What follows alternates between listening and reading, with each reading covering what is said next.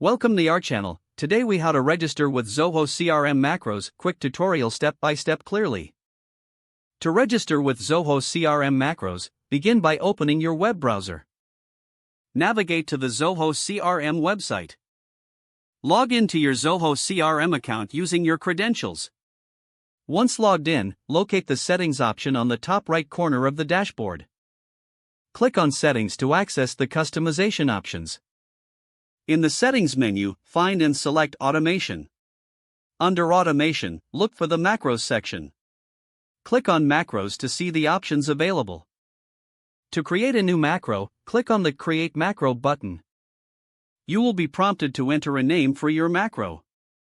Choose a name that clearly describes the purpose of the macro. Next, select the module for which you want to create the macro. You'll see a list of actions that can be automated within this module. Add the desired actions to your macro by clicking on each action. Customize the conditions for when the macro should be triggered. You can specify conditions such as status changes or field updates. After setting the conditions, review your macro summary for accuracy. Make any necessary adjustments to ensure everything is correct. Once satisfied, click on the Save button to finalize your macro. Your new macro will now be listed in the Macros section. You can test the macro by manually triggering it from the list. If it works as expected, you've successfully registered your new macro. To edit or delete a macro, return to the Macros section and select the desired option. Regularly review and update your macros to maintain efficiency. That's how to register with Zoho CRM macros.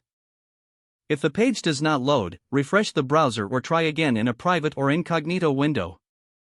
Make sure you are using the correct email address, then retype it carefully to avoid small typos. If your password is not accepted, use the reset option and create a new strong password you can remember. Check your spam folder for verification or security emails, then complete any requested confirmation steps. Don't forget to like this video and subscribe to our channel for more step-by-step tech guides.